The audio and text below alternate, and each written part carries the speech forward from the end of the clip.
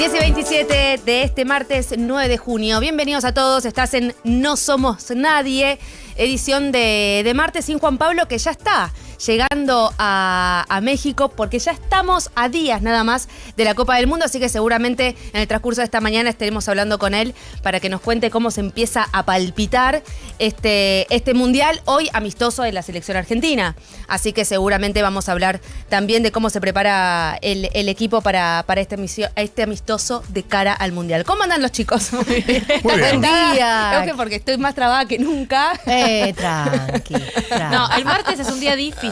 Es el peor día de la semana. Sí, yo les dije el que martes las es peor segundas que el lunes. funciones en teatro son las peores, porque Bueno. toda la energía está puesta en la primera y en la segunda cae. Eso trasladado a la semana y el día a día. Exactamente eso. Porque uno tiende a ponerse menos cosas los lunes, porque es lunes y quiere arrancar más despacio, También. entonces el martes se te termina acumulando todo. También. ¿Estás de acuerdo? Sí, y el jueves, que podría ser un equivalente al martes en términos de espejo, ¿no? Como Sí. el anteúltimo día es distinto porque el día siguiente es viernes y ya viene el fin de semana, entonces concuerdo. Para mí el martes es el peor día de la semana. ¿Cómo viene tu agenda internacional? Bueno, vamos a hablar de exactamente qué fue lo que pasó el día de ayer con una pequeña escalada en Medio Oriente. Vamos a hablar de Perú también, de cómo vienen las elecciones, el conteo de las elecciones presidenciales. Y Vienen cabeza a cabeza, Sí, pero cabeza- aparte se van cabeza a sacando cabeza. ventajas muy chiquititas uno y otro y va cambiando sí, de todo hecho, el tiempo. ayer en Perú una diferencia en un momento de 6.000 votos. No es nada. Muy no es chiquita. nada. ¿Cuál es mi previsión? La voy a decir cuando hablemos de Perú. La estoy vendiendo para la próxima. ¿Cuándo debería conocerse ya un resultado definitivo? Es fuerte, ¿eh? Mediados de julio. ¿Mediados de julio? Mediados de julio va a estar el 100%. Al final del mundial casi.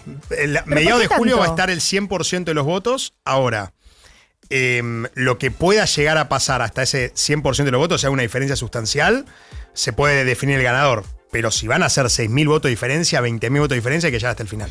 Claro. La pregunta es Tremendo. ¿por qué? Bueno, hay regiones de Perú donde hay que bajar las actas y no hay señal de internet, y es en la selva o es en la montaña, y hay que llegar a esos lugares también, ¿no? La gente vota, de hecho las mesas ahí se arman mucho después de que abre la votación en todo el país.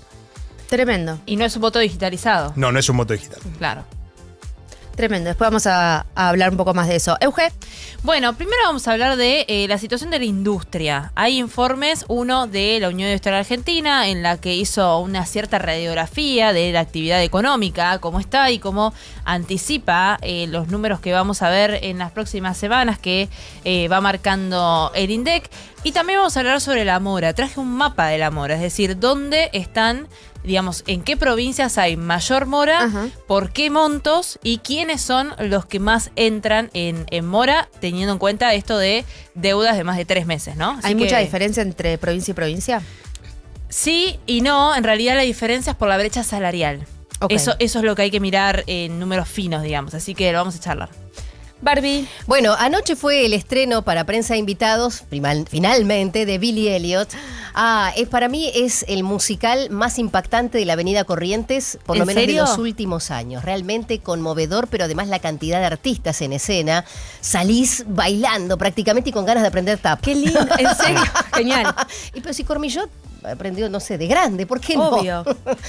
Vamos a estar hablando de este fenómeno, por supuesto. Hoy es el estreno de Charlie y la fábrica de chocolate, el estreno, digamos, también para invitados. Así que la Avenida Corrientes está con todas las luces antes de que comience el Mundial. Viste que empieza la desesperación de presentar todos los musicales. Y también, bueno, vamos a estar hablando de otras cuestiones que pasan por las plataformas y las pantallas de distintos tamaños. Me encantó. También vamos a estar hablando, obviamente, de lo que está pasando en Córdoba. Hay otra chica desaparecida en este momento que está siendo intensamente buscada. Hablamos de Luciana Ailén Barrios Alarcón, que tiene 15 años. Está desaparecida desde ayer al mediodía. Esto es en Colonia Carolla.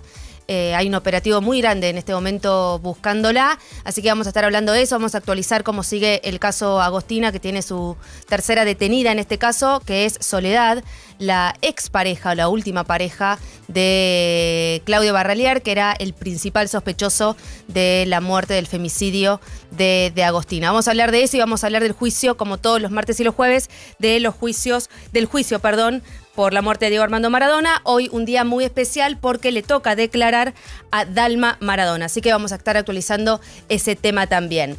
10:32, ponemos un poco de música, nos relajamos, porque si el martes es duro, vamos a pasarlo y a transitarlo con un poco más de tranquilidad.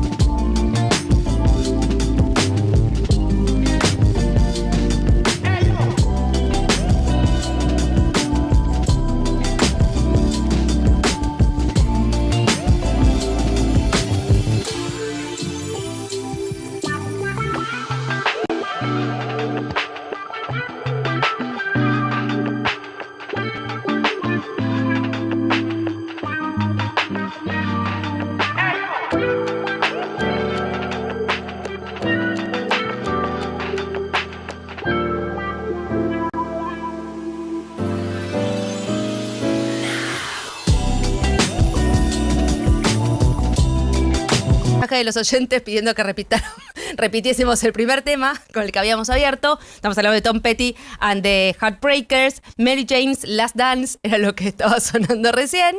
Pero ahora sí, dijimos, aparte, hoy está todo justificado, porque dijimos que el martes es el peor día de la semana. Total. Así que es un día en el que todo puede pasar. Ahora sí, 10:33.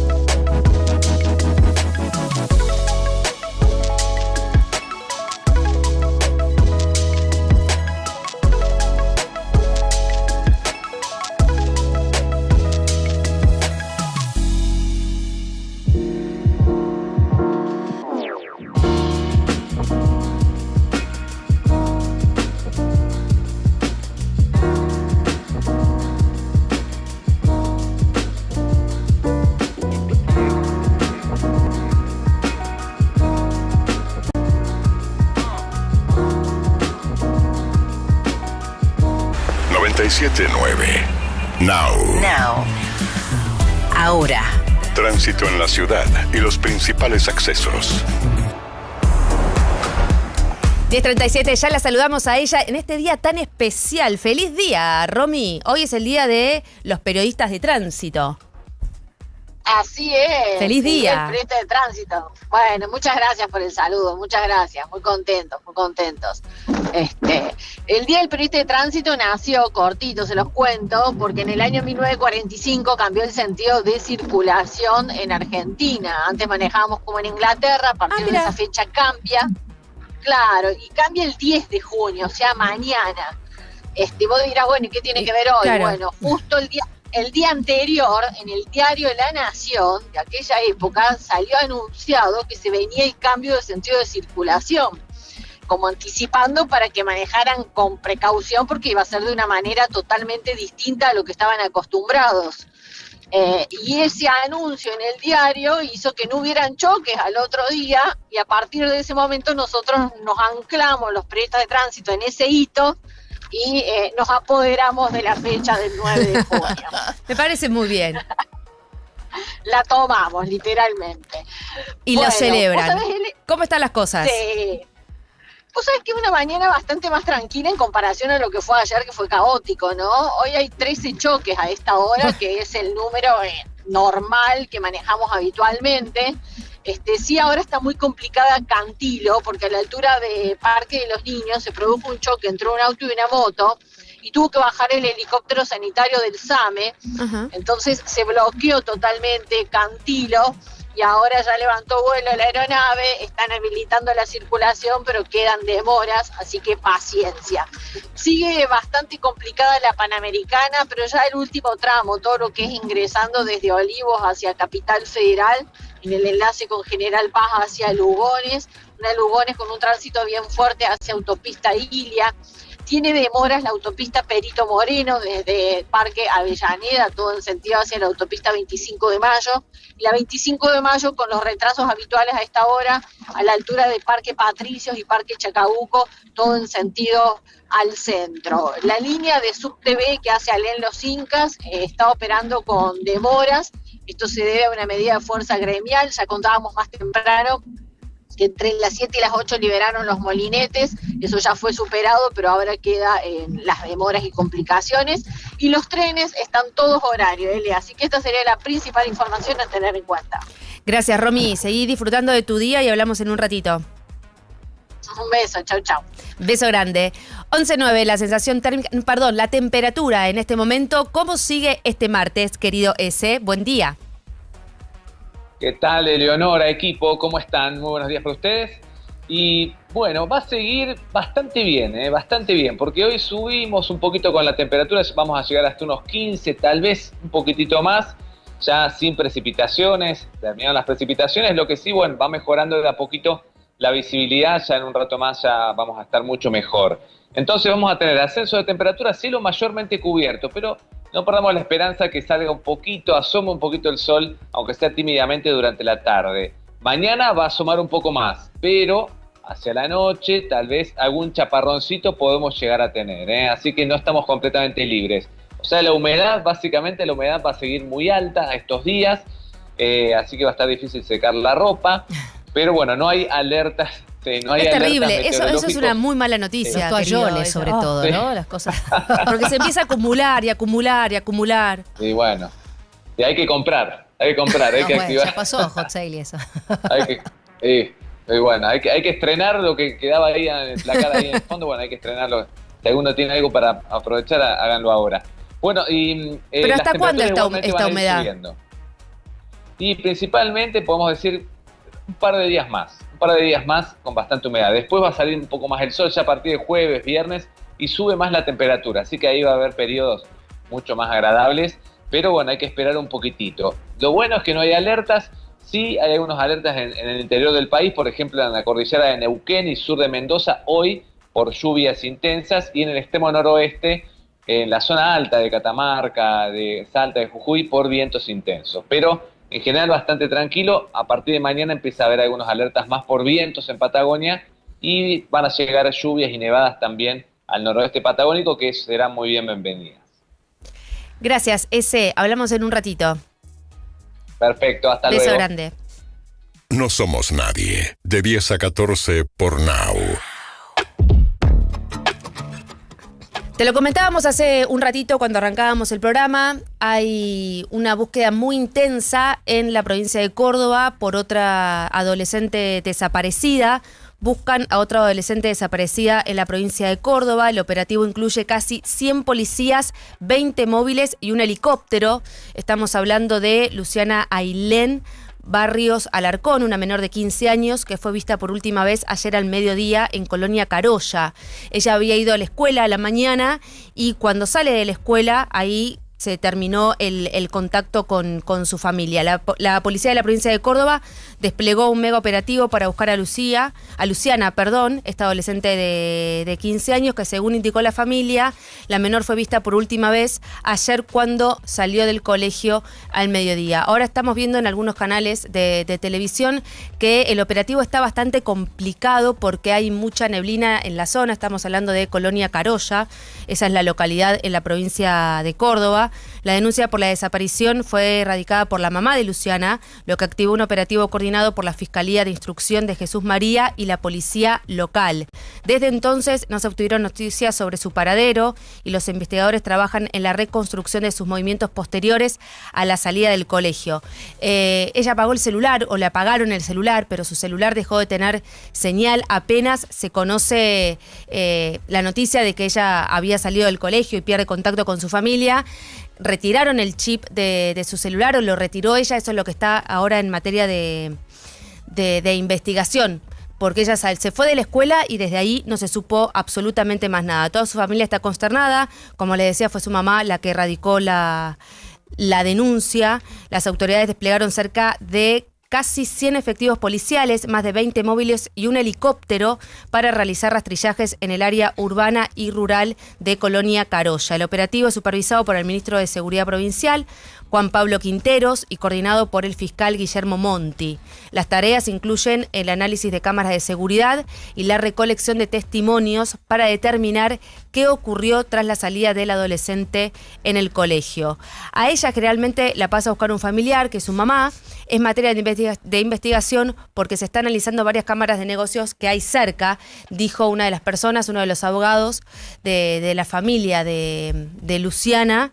En medio de estos días, ¿no?, de desesperación total, tengamos en cuenta que esto se da también en el contexto del femicidio de Agostina, también en esa provincia, hace apenas un par de días nada más. Un femicidio que sigue en materia de investigación, que ahora hay una tercera detenida, que es la última pareja o la expareja de Claudio Barrelier, el principal sospechoso de haber sido el femicida de Agostina. Pero mientras tanto, ahora el foco está puesto no solamente en la investigación acerca de qué fue lo que pasó con Agostina y quién fue el que mató a Agostina, sino también en encontrar con vida a Luciana, esta chica de 15 años que está desaparecida desde ayer al mediodía cuando salió del colegio en Colonia Carolla, en la provincia de Córdoba. El mundo de hoy. Internacionales en No Somos Nadie. Mientras tanto, el mundo y Latinoamérica mira con mucha atención lo que está pasando con las elecciones de Perú. Unas elecciones que, como decíamos al principio, Mauro, van cabeza a cabeza y los números van variando, siempre con muy poca diferencia entre un candidato y el otro. Sí, y en términos generales se reproduce la misma lógica de todas las elecciones, las últimas elecciones en América Latina, ¿no? En el mundo, en realidad, polarización absoluta. Sí. La derecha, no se llama lo extrema derecha, pero sí una candidata de derecha como Keiko Fujimori, y Roberto Sánchez, que es más bien tendiente de la izquierda más popular, si se quiere, un sucesor de Castillo, ¿no? Aquel que sufrió una moción de censura en su momento en Perú, como gran parte de los 8 presidentes que tuvo Perú en los últimos 10 años. Digo, no es el único que ha sufrido este destino. Por ahora, según los resultados de la Oficina Nacional de Procesos Electorales, la OMP de Perú, ¿no? Hay una diferencia de 23.400 votos, ganando Roberto Sánchez. Ayer era Keiko Fujimori la que lleva la delantera, hoy es Roberto Sánchez con él, y la diferencia es del 0,13% de los votos, que no es nada. No es nada, por supuesto, esto es una apreciación personal. Como lo que faltan son contabilizar los votos de las zonas rurales, amazónicas y montañosas de Perú. No faltan contabilizar los votos de Lima, sino todo el interior de Perú, el interior profundo de Perú. Uno entiende que, dada la plataforma política y de apoyo de Roberto Sánchez, esos votos irían para él. Y también explicaría por qué está ganando, ¿no? Porque los votos del interior, además, si uno ve el programa de Roberto Sánchez, que lo que busca hacer él es, según sus palabras, ¿no?, industrializar Perú, un Estado plurinacional, una nueva constitución. No es importante lo plurinacional. Un Estado que es de esa manera determinado es Bolivia, ¿no? El Estado plurinacional de Bolivia. ¿Por qué? ¿Qué significa esto? Bueno, que el Estado entiende que es un desafío igual para los estados-nación modernos, porque uno dice, bueno, en Estado-nación argentino solo está la nación argentina, ¿verdad? Uno entiende de esa manera, que ya lleva muchísimos siglos esta concepción. Cuando un Estado dice que es plurinacional, entiende que adentro de esa nación justamente hay otras naciones también, dentro de ese estado. Por ejemplo, Claro. en Bolivia, los 33 más o menos, 33 grupos nacionales dentro de un estado nacional como Bolivia. Como Bolivia. Que puede parecer un oxímoron, una contradicción, pero no es así en lugares donde hay una gran cantidad de población, sobre todo indígena, que está básicamente la llegada de los españoles a América. Esto es muy importante. Es lo que propone Roberto Sánchez. Ahora, ¿cómo reaccionaría frente a este proyecto? Los sectores que apoyan a Keiko Fujimori, que tienen mucho vínculo con algunas otras esferas políticas de Perú, ese sería el problema. A mí lo que me da miedo es que alguno de los dos dirigentes no acepte los resultados electorales, o peor, no que ellos, sino que sus seguidores no lo hicieran. Ese es el principal problema o el peligro para mí en Perú, ¿no? Keiko, cuando ya se empezaron a rumorear los primeros números, dijo que sea cual sea el resultado, ellos iban a acatar. Esperemos. Una cosa Eso es su narrativa, claro, por lo menos. Una cosa es una promesa, otra Claro. cosa es lo que termine pasando. No sería la primera vez que en Perú haya desmanes sociales. Esto fue muy común en los últimos justamente 10 años, con tanta inestabilidad política, no así económica y financiera, ¿no? Ya lo decimos Sí. todo el tiempo. Julio Velarde al frente del Banco Central Peruano, que es Exacto. la garantía de la estabilidad del sol, que es la moneda peruana. No quiere decir que no pueda haber desmanes con la policía o la fuerza de seguridad. Y ojo, aunque Keiko Fujimori acepte, no sé cómo va a producir, no sé qué puede llegar a pasar. Ahora, históricamente aquellos que se movilizaron a nivel público en las calles son los sectores que hoy en día están apoyando a Roberto Sánchez. Claro. Así que en caso de ganar, no sé si sería la vía de movilización social que aplicaría el sector fujimorista, pero sí, ¿por qué no?, el control del nuevo Congreso bicameral de Perú. Perú desde el 92 no tiene dos cámaras parlamentarias, tiene solo la Cámara de Diputados, que fue el gran artífice de los impeachment, de las mociones de censura a los distintos presidentes, que a partir de ahora, por una nueva reforma, va a ser bicameral, pero si Keiko Fujimori controla la mayoría tanto en senadores como diputados, le puede hacer tranquilamente una moción de censura a Roberto Sánchez. ¿Cuándo se conocen los resultados finales? Los resultados finales ratificados se calcula que van a estar para mediados de julio. Esto es por la complejidad de los votos del interior. Exactamente. No solo por la complejidad de los votos del interior, sino por la ratificación. Porque una elección tan pareja, seguramente el candidato perdedor va a pedir ratificar absolutamente todos los votos para determinar qué pasó. También hay que contar los votos del exterior. ¿Puede haber un reconteo? Yo creo que va a haber un reconteo. Va a haber un reconteo porque si la diferencia de nuevo es de 20.000 votos, y como dije, ayer hubo una diferencia de 5.000 a 6.000 votos, tiene que recontarse todo. Porque estamos hablando del presidente de la República y por la ley peruana, la ley electoral, quien tenga un voto más Eso te iba a es preguntar. elegido. Pero no existe tal cosa como el empate técnico, no. Claro. De hecho, en Argentina, por ejemplo, esto no es conocido porque no sé si pasó alguna vez. Si hay un empate entre dos candidatos en un balotaje, se determina por sorteo público. No sé si sabían eso. No. Claro, en Argentina, como nunca pasó que haya dos candidatos con exactamente la misma cantidad de votos, sería sorteo público. En este caso, seguramente uno va a tener un voto más, porque lo más probable, la probabilidad es esa. Y bueno, tendrá que acatar el perdedor, tendrá que acatar la ley, tendrá que decir, perdí. Si pierde Keiko Fujimori, en caso de que perdiera, sería la cuarta elección que se presenta presidente y pierde. Ella es históricamente la gran perdedora de las elecciones de Perú, ¿no? Veremos igual si llama la eso atención calma, ¿no? que, habiendo perdido tantas elecciones, primero llama la atención que se haya vuelto a presentar, y segundo, que ahora esté tan pareja con Roberto Sánchez. Sí, bueno, es muy perseverante. Keiko Persevera Fujimori, y uno triunfarás. podrá pensar lo que sea de Keiko Fujimori, Sí, pero sí, es muy sí. perseverante. Pero bueno, una nueva derrota, yo no sé si se va a volver a presentar, pero sí, mucha gente la apoya. Mucha gente, sobre todo en las grandes ciudades, la deben apoyar a Keiko, ¿no? ¿Tiene más porcentaje de votos ahora que en las otras elecciones que perdió? Sí, o sea, yo creo que sí. tiene más, Yo creo que más sí. O sea, no, ojo, las elecciones en general en Perú suelen ser muy peleadas, sobre todo en los últimos años. Ajá. Y recordemos que Keiko Fujimori ganó las elecciones generales con el 17% de los votos, que no es nada. No es nada con el 17% de los votos. El tema es como estaba tan fragmentado, con tantas posiciones al interior de Perú, y que esos candidatos fueron apoyando a uno u otro, pero al fin y al cabo son estos dos nada más. Recién vamos a ver, seguramente a mediados de julio de manera oficial, quizás un poco antes está más definido. A uno de los días, bueno, admito la derrota, felicitaciones, ganaste. Eso no quiere decir que una vez que el ganador asuma como presidente, el panorama político va a ser tranquilo. Claro. No quiere decir nada, ¿no? Que acepte la derrota, que no le va a poner trabas en el Congreso. Quizás con un Congreso bicameral, la posibilidad de que se haga un impeachment o una moción de censura al presidente es mucho menor. Mientras tanto, socialmente, una tensa calma. Exactamente, yo creo que es una tensa calma hasta que estén los resultados, ahí veremos, ¿no? Pero no, de nuevo, nada nuevo para Perú que está pasando por algo que es una ejemplificación de la dinámica política de los últimos al menos 10 años. Gracias, Mauro.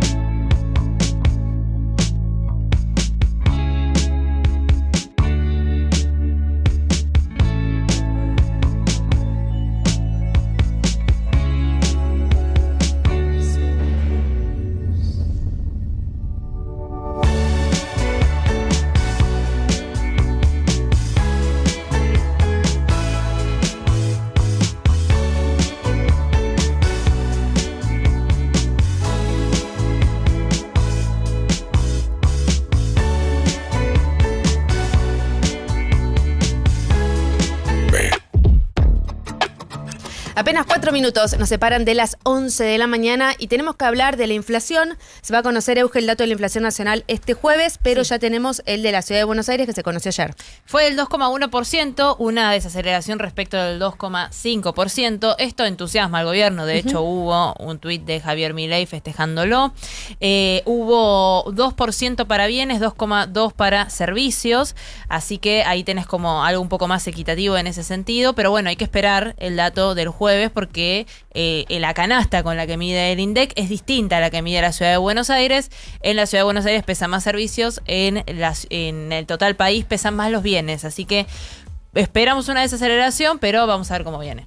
Estamos conectados con Sebastián Menescaldi, él es economista, director de la consultora EcoGo, para hablar justamente de este número de la inflación que dio en la Ciudad de Buenos Aires y qué podemos esperar para la inflación a nivel nacional. ¿Cómo estás, Sebastián? Eleonora Pérez Caresi te saluda. Buen día, Eleonora. Gracias por recibirme.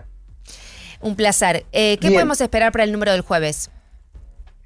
A ver, yo creo que tomando en cuenta, nosotros en EcoGo hacemos relevamientos. En nuestra estimación, la inflación que estamos esperando para el mes de mayo se ubicaba en torno al 2,4%. Tomando en cuenta los datos, la información que proveyó ayer el Instituto de Estadística de la Ciudad, es probable que la inflación se ubique un poco por debajo, entre 2,2 y 2,3%, lo cual confirmaría que habría una desaceleración en los niveles de inflación respecto a los meses pasados. O sea, eso creo que es una buena noticia que va a estar pudiendo dar el gobierno el jueves próximo.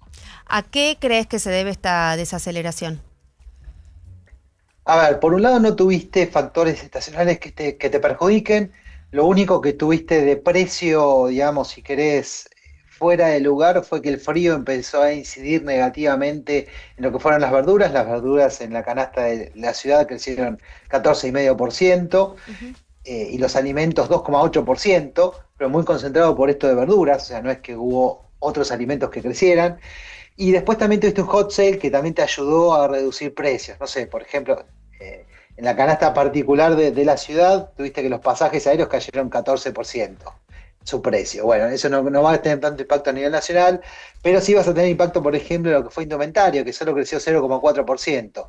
Bueno, esas son las cosas que te van a ir ayudando a reducir los niveles de inflación, me parece. ¿Te sorprendió el dato de la Ciudad de Buenos Aires? No, fue menor a lo que nosotros esperábamos. Lo que estuvimos viendo es que quizás algunos otros servicios que uno hubiera esperado que fuera un poquito más alto, salud, educación, y sobre todo el tema de indumentaria, creo que fueron los que más bajaron. O sea, no tuvimos tantas sorpresas por el lado de alimentos. Nosotros habíamos capturado la suba de las verduras bastante fuerte. Sí. Que eso tiene un impacto incluso mayor en el IPC nacional, pues estamos previendo que el IPC nacional tenga una suba mayor. Pero en general estuvo más o menos en línea, y si querés te comento, bueno, que ahora en junio estamos previendo que esa desaceleración continúe. Lo ven como una tendencia, ¿no? Como que fue un dato aislado de este mes. Exactamente. A ver, la verdad que tuviste, a lo largo del año, yo digo, 4 efectos distintos que fueron los que aceleraron la inflación al primer trimestre. Tuviste un shock en lo que fueron las carnes, a nivel global no había carne y los precios internacionales subieron más del 60%, algo parecido te subió en el petróleo después de la irrupción de la guerra, y después los otros 2 shocks que tuviste, si querés, o reacomodamientos, fueron uno de tarifas que decidió el gobierno con el cambio del sistema de subsidios, y para, digamos, reducir la cantidad de subsidios, eso afectó los precios de electricidad, de gas, de agua, bueno, que negativamente afectó a los consumidores. Y también lo otro que vimos fue que, bueno, parte del traslado a precios de la suba del dólar del año pasado, que no se hizo en la previa de la elección y parecía un milagro, bueno, se siguió trasladando después de la elección, en el momento que la demanda se movió un poco más y bajó el nivel de incertidumbre. Bueno, lo que estamos viendo es que todo ese efecto hoy ya se está diluyendo, ya pasó, y en un marco donde hay un control sobre la cantidad de dinero de la economía, y una economía que no está creciendo de manera fuerte, te diría más bien está estancada, si querés, en su consumo, y también hay un cambio en precios relativos, caída de los precios de los bienes por la mayor apertura comercial. Bueno, la verdad que la inflación debería ir bajando hacia el segundo semestre del año. Sebastián, ¿cómo estás? Euge Museo te saluda. Bueno, ¿Cuánto influyó esto de congelar o sostener los precios de los combustibles de parte de YPF, que después replicaron el resto de las petroleras, y qué puede pasar ahora en junio cuando se termina este acuerdo y ya anticipó Horacio Marín que lo que van a hacer es sacar el buffer, aumentar algo los combustibles. ¿Cuánto puede influir en los próximos números de la inflación? Bien, a ver, recordemos que los combustibles dentro de la canasta pesan en casi 4% del total de la canasta. O sea, el combustible y la carne son los dos principales productos de la canasta de consumo que releva el INDEC.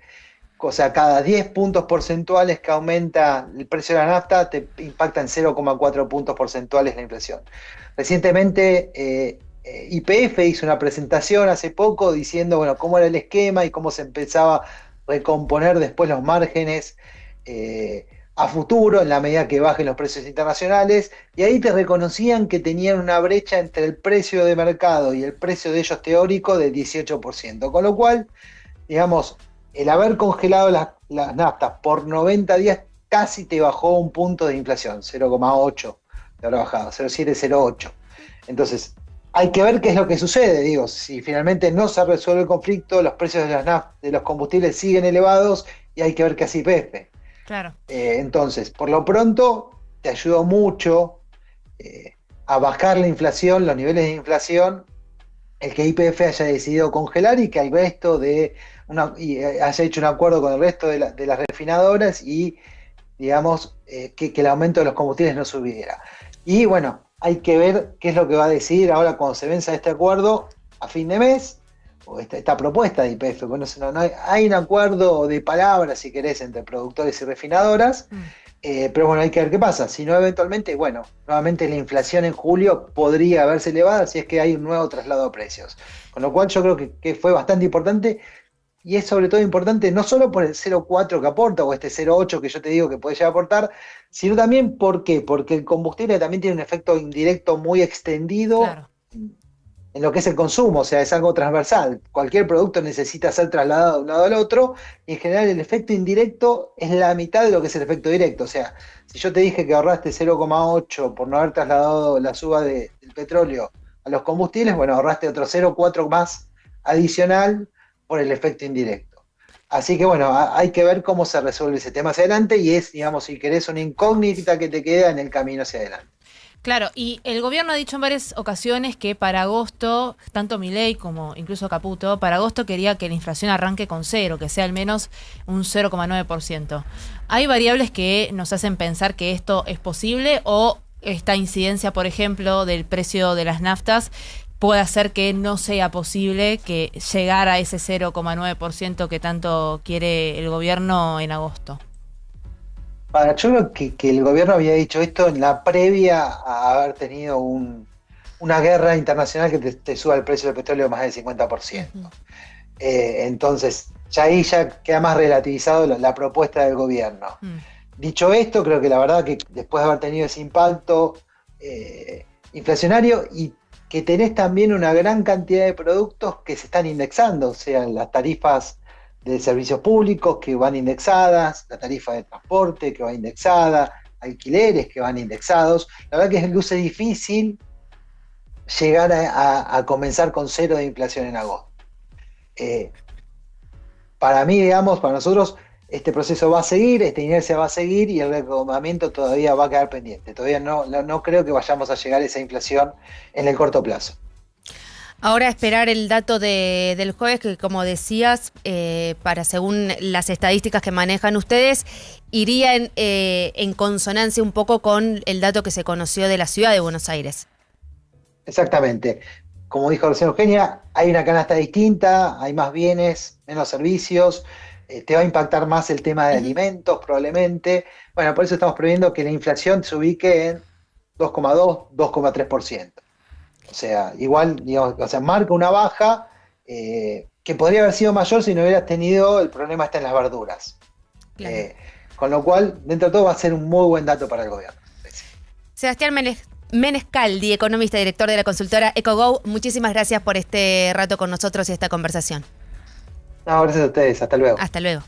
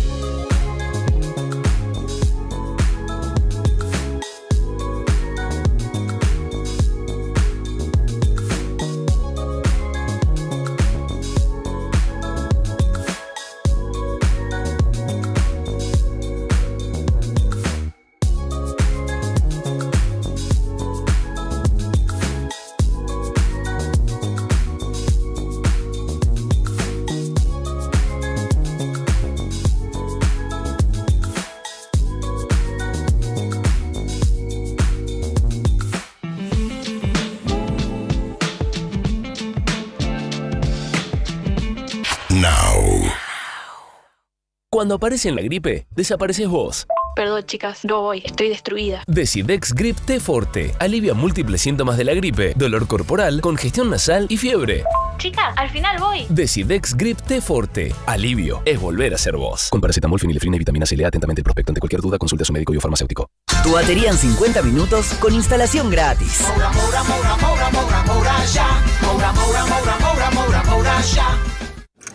Cuando el reloj marca el regreso y atravesar la ciudad aturde, la radio te acompaña para que tu día termine mejor. After Office Now. Con Diego Senkman, Sofía Diamante, Josefina Godoy Martínez y Pablo Manzotti. El regreso más esperado. La realidad necesita bajar el ritmo. After Office Now. Lunes a viernes, de 17 a 20. Un nuevo punto de vista en Now. 97.9. Tu nueva radio. Llegaron las cuotas express a Sodimac. Del 8 al 12 de junio aprovecha 3, 6, 9 y hasta 12 cuotas sin interés en todas tus compras. Vení a nuestras tiendas o comprá online con las tarjetas Visa o Master de tu banco preferido y llévate eso que tanto querés. Te esperamos en Sodimac. Para más información o limitaciones aplicables consulten www.sodimac.com.ar. X28 activada. Proteger tu casa es muy importante. Confía en los especialistas de X28. Ya monitoreamos miles de hogares en todo el país.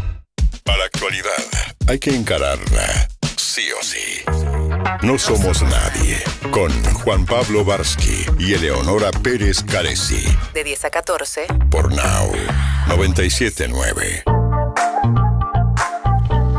11 y 11, clavadas en todo el país. Momento de hacer nuestra primera ronda de noticias del día. Arranco por vos, Barbie. ¿Cómo no? Vamos a hablar de dos documentales que están en plataformas y que tienen similitudes en cuanto a la temática y a las protagonistas. Estamos hablando, por un lado, del Choque, que es el más reciente, el que se estrenó por Netflix y que habla del caso de Mackenzie Shirilla. Ustedes dicen, ¿quién demonios es esta chica? Es una jovencita que ha protagonizado un accidente de tránsito que antes de que se debatiera y que se realizara toda una investigación, parecía un accidente en donde un vehículo manejado por ella en el 2022 chocó contra un paredón en el que murieron su acompañante, que estaba en el asiento al lado, su novio y un amigo en el asiento trasero. Luego de toda la investigación, notaron de que en realidad había sido un asesinato. Ella lo había planeado porque llevaban una relación de noviazgo bastante complicada, sobre todo por situaciones de celos de ella, en donde esta jovencita, que en el momento tenía 17 años, fue juzgada como una adulta y fue condenada a 15 años por la muerte de su novio y del acompañante. Y esto sucedió, como decíamos, en el 2022 y hasta el 2037 tiene que estar en prisión. Y por otro lado, el caso ya más local habla de Nair Galarza. Ustedes se acuerdan, que está por Prime Video. Hay dos ficciones. Hay una que es una ficción, en realidad, que está protagonizada por Valentina. Por Valentina Cener, exacto. Y luego está también el documental. En su momento nunca se comentó oficialmente, decían que había recibido Nair Galarza $500,000 de la plataforma y de la productora por ambas ficciones. Y que por supuesto esto estaba cobrado por su madre y por el padre, pero que en realidad ella había recibido ese dinero por utilizar su nombre y el caso. Cuando Nair cometió el asesinato tenía 19 años, ya tiene 28, y en este caso no hubo mucha duda, más allá de la investigación, porque no se trató de un accidente, sino que ella terminó matando a su novio. Y se transformó en un juicio que se realizó, esto fue en diciembre en 6 meses, el diciembre de 18.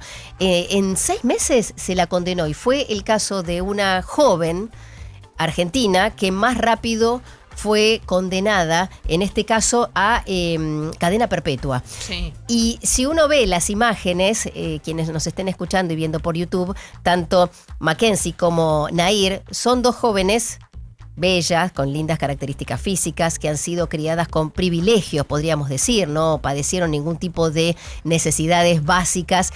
Pero además tienen en común, de acuerdo a lo que uno ha conocido por los medios de comunicación y por las ficciones o por los documentales, han sido criadas sin límites. Cuando uno ve a Mackenzie, a la chica americana, lo que salta enseguida es, y de hecho el fiscal lo pone de manifiesto, es que los padres no le ponían límites. Ella tenía una conducta bastante particular en la escuela, se peleaba mucho con chicos de otros grados u otros años, más jóvenes, la criticaba mucho en redes sociales, eran jovencitas muy expuestas a través de TikTok, de Instagram, en donde se ponían la ropa de moda, realizaban bailes, maquillajes y todo este tipo de tutoriales. Y cuando alguien, algún hater, le mandaba alguna cosa, los insultaban y siempre estaban como en el ojo de la tormenta por indisciplina, en donde eran como los padres de alguna forma de manera negligente la justificaban. Y acá pasó algo similar, ¿no? En la ficción se nota como el personaje de César Bordón, que hace de su papá, le decía mi princesa, y siempre le justificaba y decía seguramente vas a salir de prisión en breve. Bueno, las chicas están condenadas, por supuesto, porque han sido declaradas como culpables y asesinas de estos jóvenes, y estos dos documentales son de hecho los más vistos en cada una de sus plataformas, porque, bueno, todo lo que genera el true crime, es decir, este género que habla de casos reales, de crímenes reales, de alguna forma capta la atención del espectador, ¿no? El morbo, lo que fuera, jóvenes y asesinas, es lo que más llama la atención a la hora de elegir documentales. Gracias, Barbie. Euge.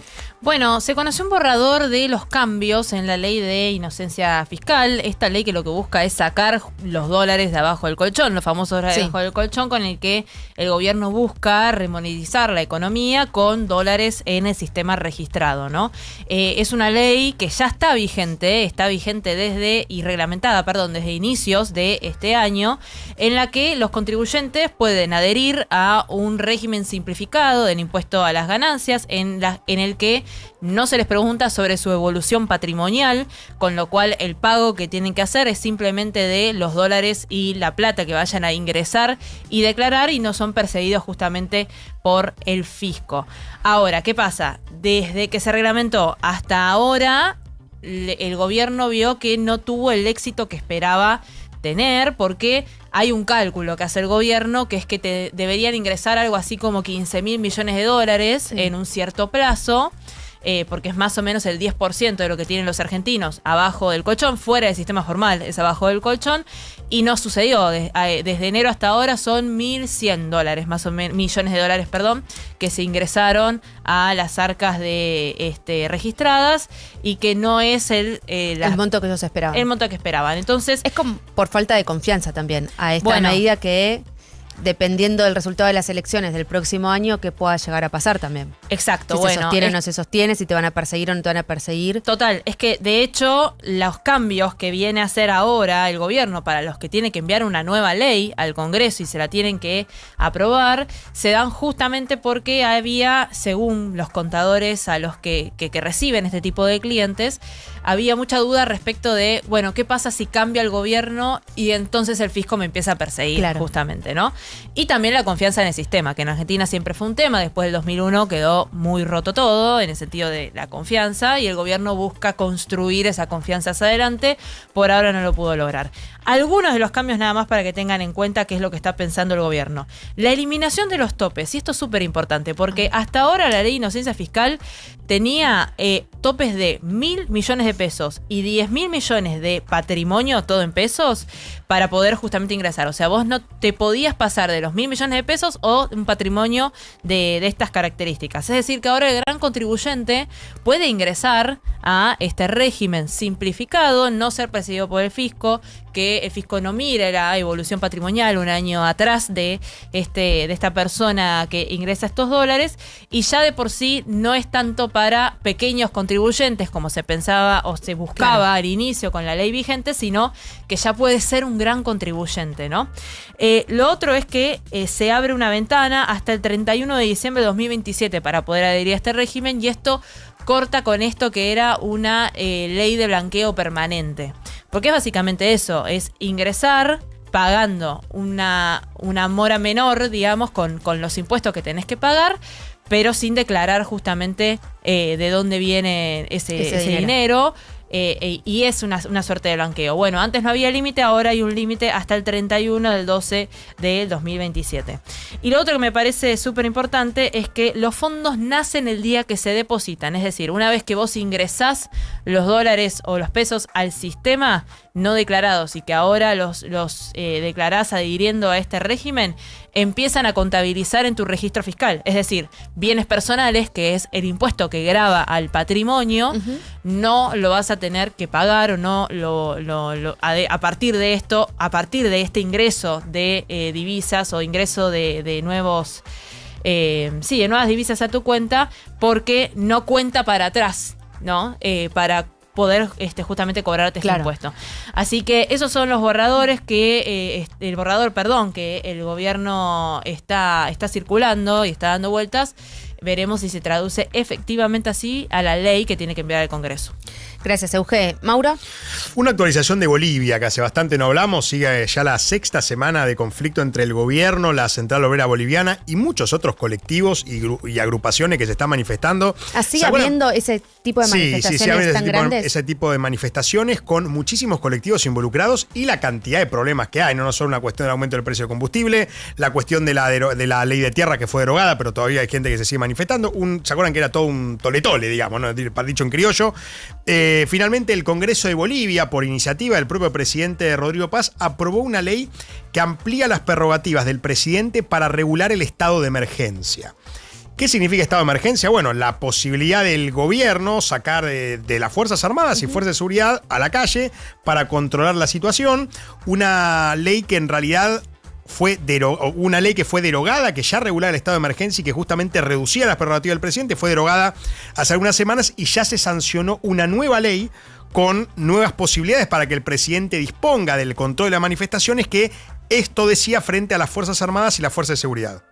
Un mensaje claro a las Fuerzas Armadas y a nuestra Policía Nacional. Hoy día, bajo la Constitución, bajo el mandato del Parlamento en ley promulgada por el señor presidente, ustedes tienen la responsabilidad de cuidar nuestro futuro. Tienen que actuar con firmeza, con profesionalismo, respetando derechos humanos, pero por sobre todo respetando nuestra Constitución, que es la Constitución que nos ampara a todos los bolivianos. Esta norma les permite llevar adelante el plan que ya hemos diseñado. Bolivia tiene un plan y lo vamos a ir cumpliendo, porque tenemos que retomar la normalidad para que nuestra economía crezca con seguridad para todos los bolivianos. La patria confía en su misión histórica de proteger la democracia, proteger la paz. Bueno, un mensaje que dice mucho de la postura del presidente, que constantemente está normando la Constitución. También hay que decir que en América Latina el rol de las Fuerzas Armadas, por supuesto, es distinto según el país. No es lo mismo la historia de las Fuerzas Armadas en la Argentina que la historia de las Fuerzas Armadas en Bolivia o en Brasil. Pero es fuerte, ¿no? A un argentino le suena fuerte, ¿no? Esto de ¿qué significa proteger la patria, proteger la democracia? Son como diferentes términos que bueno, más allá de un análisis de la retórica del presidente Rodrigo Paz, lo que está diciendo básicamente es: voy a utilizar la fuerza del Estado, en este caso las Fuerzas de Seguridad y las Fuerzas Armadas, para controlar la situación. El tema es que si usa solo la fuerza y no negocia, va a ser un problema. Si negocia constantemente, no utiliza la fuerza y no logra solucionar la situación, también va a ser un problema. Entonces veremos cómo esta ley, esta nueva iniciativa, resulta efectivamente en que disminuyan las manifestaciones o todo lo contrario. ¿Cuántas cosas están pasando en Sudamérica? Muchas, siempre pasan. El tema es que quizás estas son las que toman más visibilidad, ¿no? Pero este tipo de manifestaciones en Bolivia ya hubo unas masivas en el 2019 también. Bueno, con Yanine Áñez, la antigua presidenta de Bolivia, que tomó luego el cargo de Evo Morales, que subió con la Biblia, y las fuerzas policiales que se sacaban la bandera justamente plurinacional, la bandera de los pueblos aborígenes, y dejaban solo la bandera boliviana. Este tipo de cuestiones en países como Bolivia, Perú y Ecuador, por ejemplo, son muy sustanciales, que bueno, suelen tener mucha efervescencia política y violenta, ¿no? De violencia. Una polarización que se hace cada vez más. Una polarización extrema en todo el continente, y Argentina no es la excepción.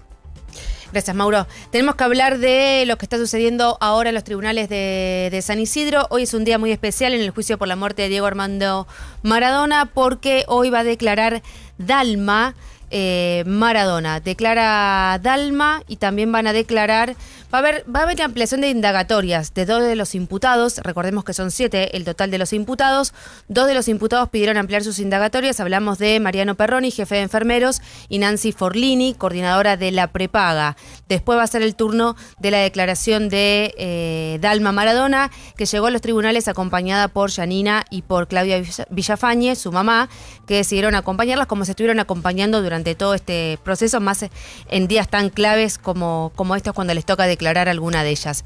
El juicio por la muerte de Diego Armando Maradona empieza con la declaración de Gabriel Charovsky, que ya está declarando. Él es el responsable de la auditoría de la empresa de medicina prepaga, cuya intervención resulta central para la acusación.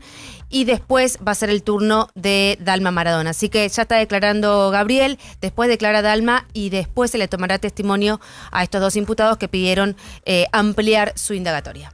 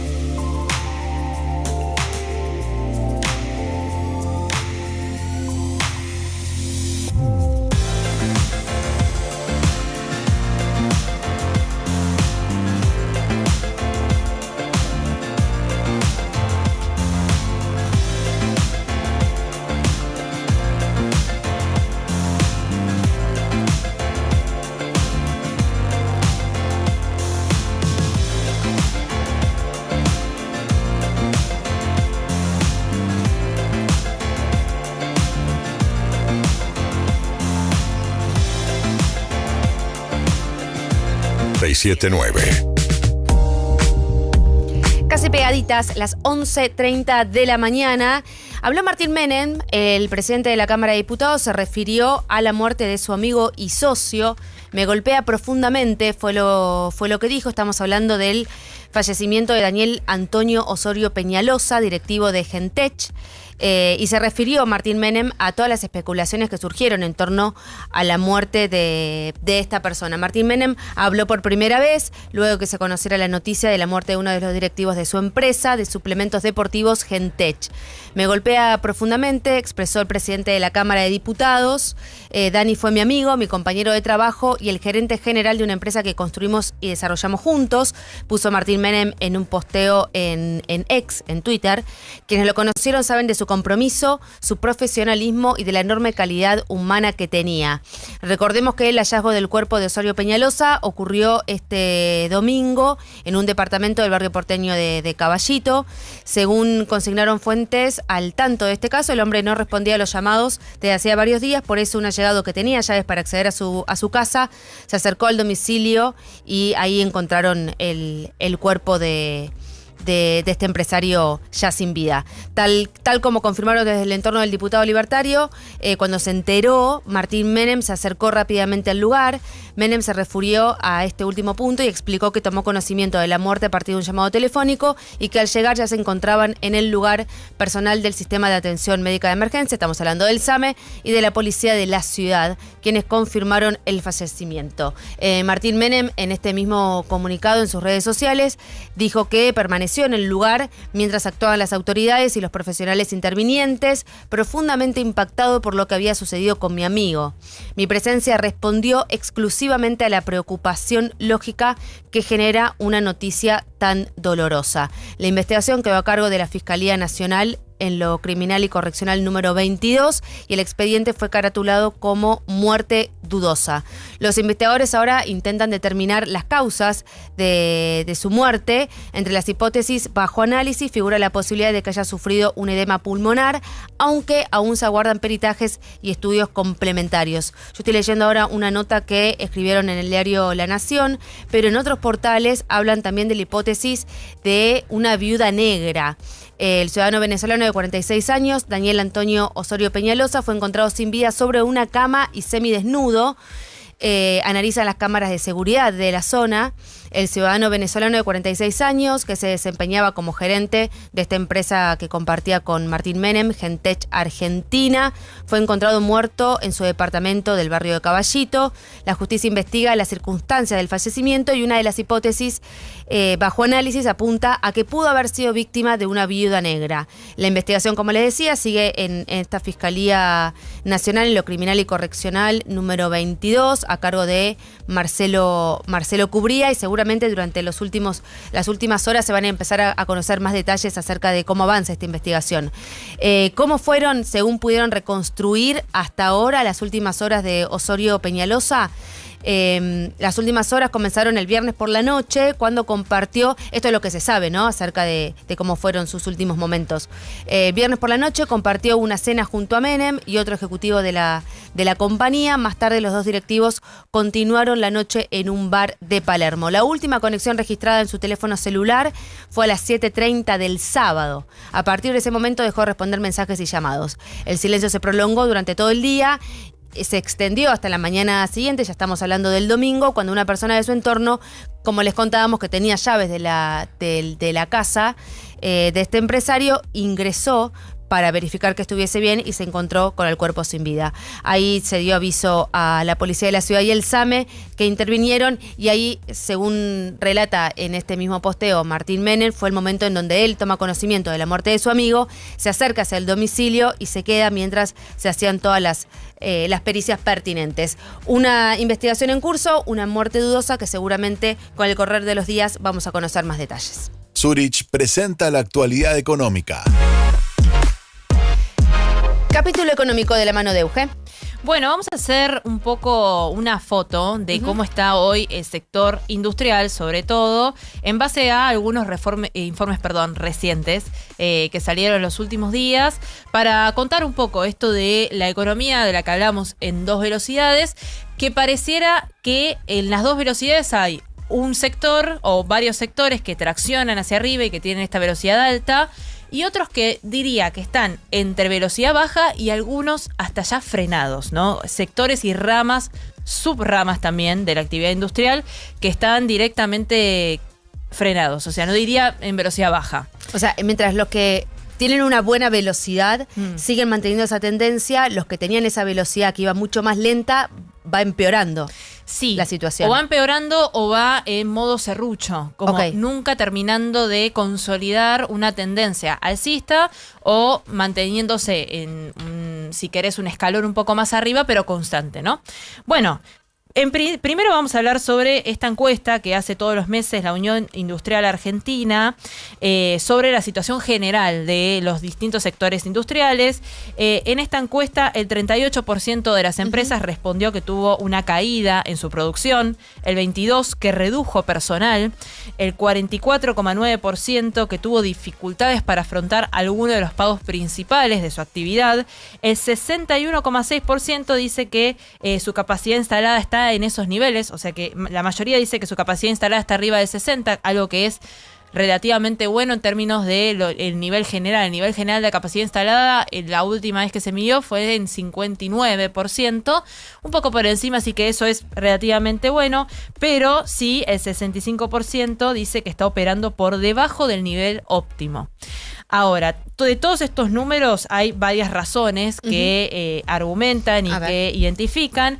La gran mayoría, y el 49,7%, es decir, en realidad la mitad o casi la mitad, habla de una caída de la demanda interna, menor demanda de otras industrias, de hogares y también de la obra pública, pero sobre todo de otras industrias, ¿no? Esto de la cadena productiva, que generalmente son pymes en la cadena productiva, es decir, una gran empresa que tiene, por ejemplo, proveedores industriales pymes. Bueno, el 50% casi dice que hay menor demanda de otras industrias. Y también un alza en los costos, esta razón es menor, el 21,3% dice que tuvo una alta en los costos, pero dentro de esa suba de los costos, el que más sube es el costo laboral, el costo de mantener un empleado registrado, ¿no? Claro. Y todos los gastos que eso implica para justamente las empresas. Y los otros hablan de insumos nacionales que acá en las distintas encuestas que hace todos los meses la UIA, es algo que se repite, pero que eso si querés está un poco más constante. Bueno, la inflación está en algunos meses en desaceleración, todavía por encima del 2%, que es un número importante, pero bueno. Y competencia con las importaciones está al 15,6%. O sea, el 15,6% respondió que la competencia con la importación es un problema a tratar. Y decís, bueno, está tercero en la lista, pero es un factor que está ganando peso, encuesta a encuesta. Y dentro de estas respuestas... Es que a medida que se van perjudicando por los primeros factores, claro, el tercero, que es esto de las importaciones, empieza a tener más fuerza. Por supuesto. Y hacia adentro, justamente de todos estos números, tenés también una dicotomía en términos de las grandes empresas y las pymes. Las pymes lideran en caída de producción y ventas, mientras que las medianas y grandes, que tienen un más 30% también en caída de producción y ventas, pero también en términos de la reducción de personal. Es decir, las grandes y medianas empresas tienen más reducción de personal y menos caída de producción y ventas, aunque también lo tienen, y las pymes al revés, tienen más caída de producción y ventas y menos despidos de personal. Esto es una empresa grande que hace, bueno, reviso mi estructura de costos, ajusta por el lado del personal porque puede básicamente, y las pymes al revés, tienen también como más interiorizado que el recurso humano es como que lo valoran de otra manera. No estoy diciendo que o sea, hay algunas empresas que sí, que cortan así a mansalva, digo, pero sí como hay una cercanía distinta, ¿no? Entonces, bueno, esto un poco para dar... hay una relación más humana. Sí. Esto es un poco para dar un panorama un poco más general. Hay algunos indicadores tempranos de la actividad económica que muestran esta disimilitud entre los distintos sectores. Lo releva el Centro de Economía Política Argentina. Por ejemplo, En los patentamientos de autos hay una caída del 12,2% para mayo de 2026, son los primeros datos.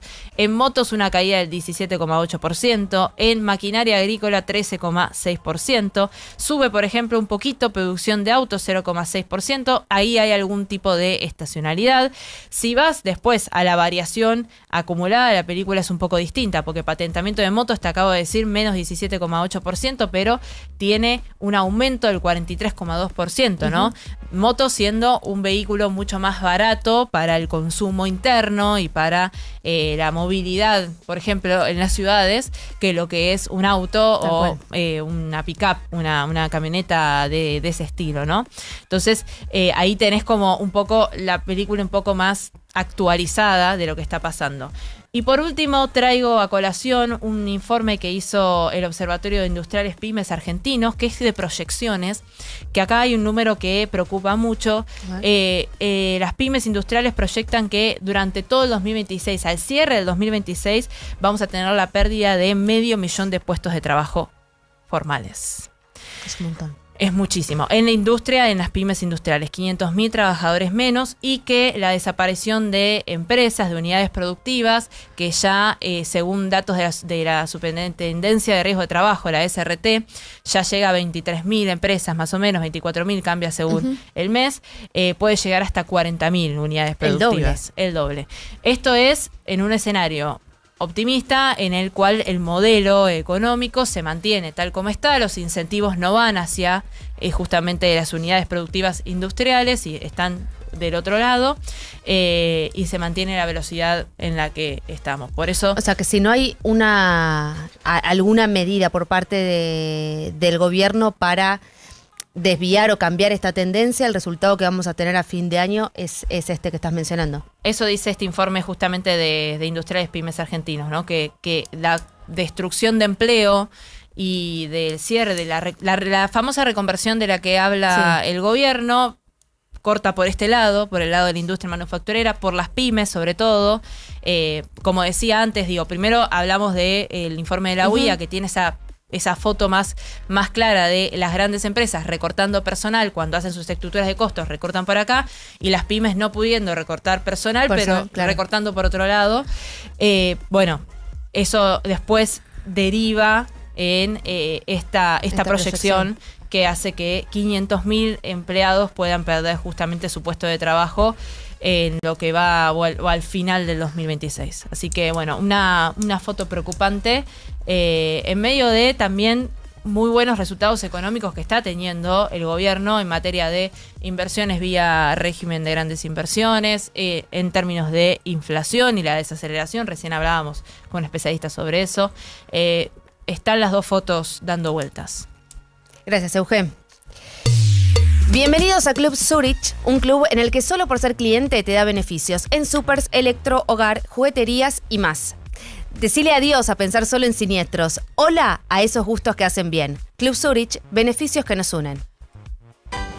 Hasta hoy los seguros solo aparecían cuando aparecían ellos, los siniestros. Pero en Zurich entendimos que también podíamos ser parte de tu disfrute diario. Así nació Club Zurich, donde simplemente por ser cliente tenés beneficios en supers, electro y hogar, jugueterías y más. Adiós a pensar solo en siniestros. Hola a esos gustos que te hacen bien.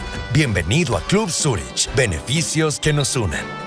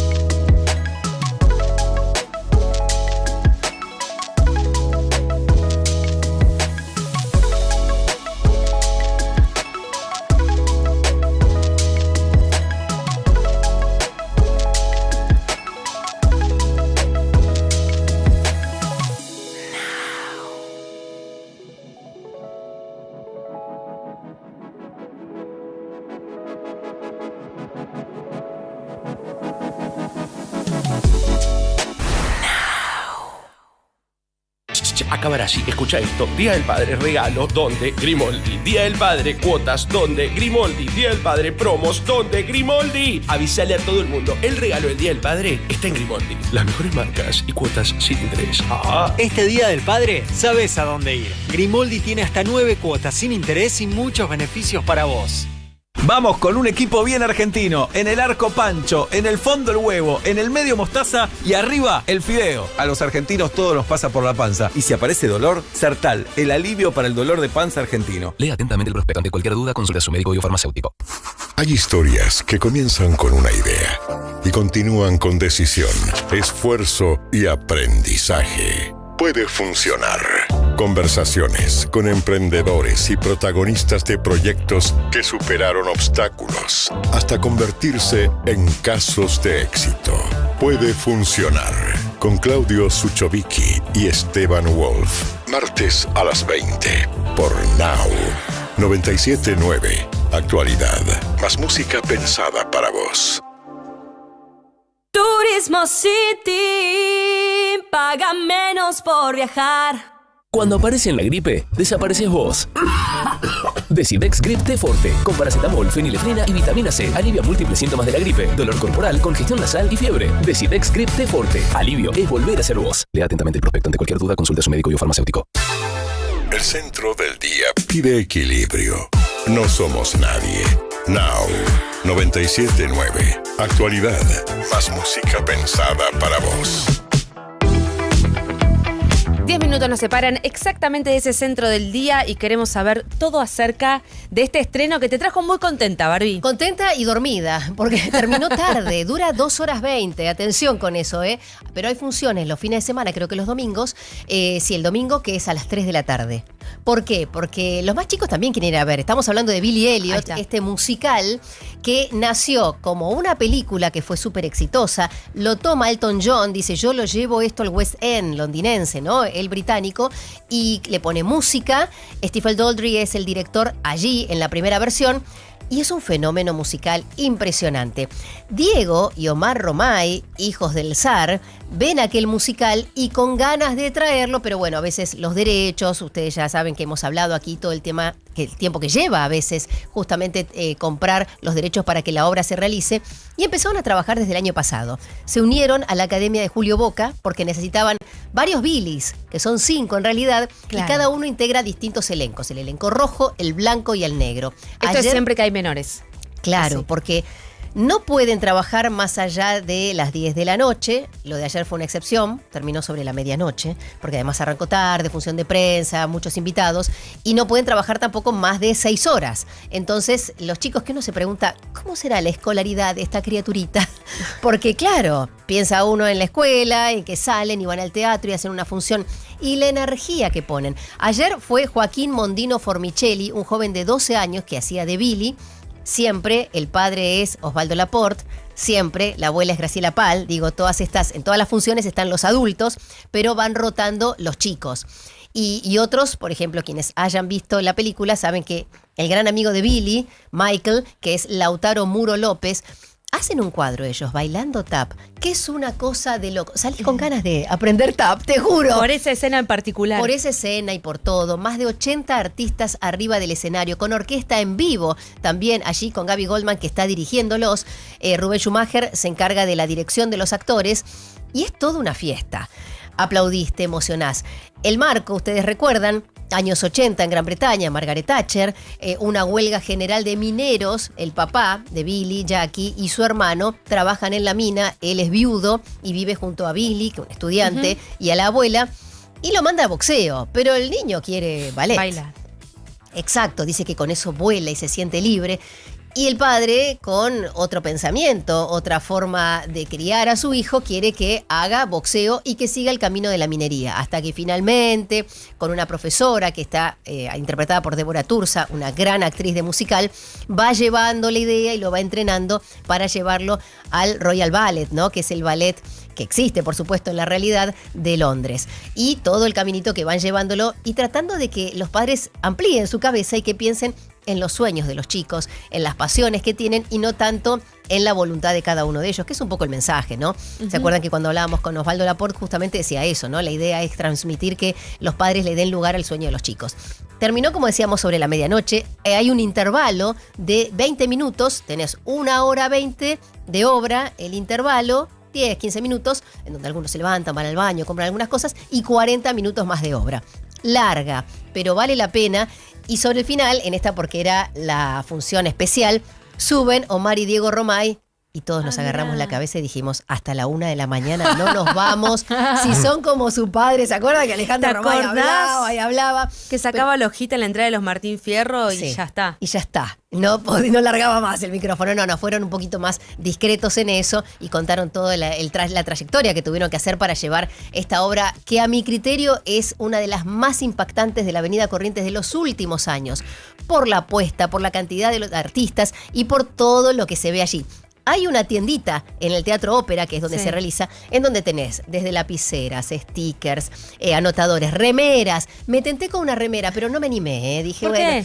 No sé, dije, ya estaba cansada, dije, me voy a casa, otro día vuelvo y... Puedes ir a clases de tap con esa remera también, Claro. ¿no? Bueno, sí, con la remera y traerla acá al estudio, con eso alcanza. Así que es una obra realmente para recomendar, para destacar, tanto para grandes como para chicos. ¿Hasta cuándo tenemos tiempo? No, recién se estrenó, son 8 semanas, o sea, van a pasar todas las vacaciones de julio. Perfecto. Las de invierno, así que van a estar allí en escena y seguramente la extiendan un poquito.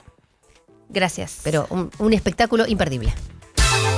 El centro del día pide equilibrio. No somos nadie. Now 97.9. Actualidad.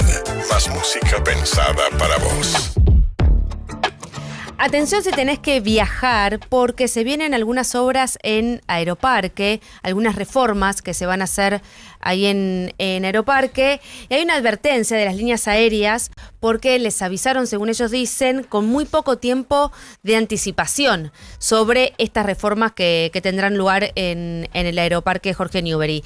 Y esto, según dicen, generará un impacto en 115.000 pasajeros y cerca de 900 vuelos que probablemente tengan que ser reprogramados, tengan demoras y demás. Pero estamos en comunicación con Felipe Barabale, él es director ejecutivo de la Cámara de Líneas Aéreas en Argentina, para justamente nos cuente un poco de qué se tratan estas reformas y qué es lo que puede llegar a pasar con los vuelos. ¿Cómo estás, Felipe? Leonora Pérez Caresi te saluda. ¿Qué tal, Leonora? ¿Cómo estás? Buen día para todos. Buen día. Contanos de qué se tratan estas reformas y qué puede pasar con los vuelos y desde cuándo. A ver, por lo que nos informaron, vamos a tener estos 2 días de cierre 25 al 27, un poquito más de 2 días.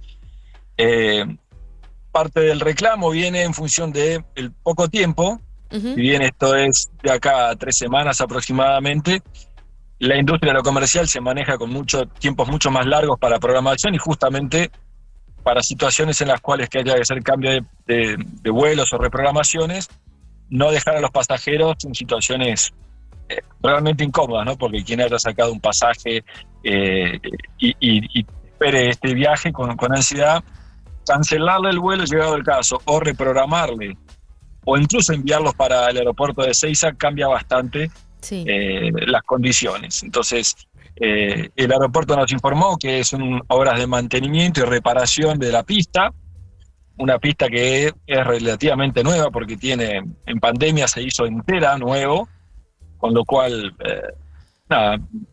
veremos cuál es el detalle final de las razones, pero entendemos que es para mejorar las condiciones de la pista.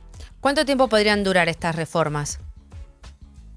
No deberían durar más de lo que nos informaron, 55 horas, dicho en horas. Son por eso un poquito más de 2 días. Esperamos que no haya ninguna demora porque, insisto, para una línea aérea decir que llegamos el jueves a las 3 de la tarde no significa que, bueno, llega 3 horas más tarde, ¿no?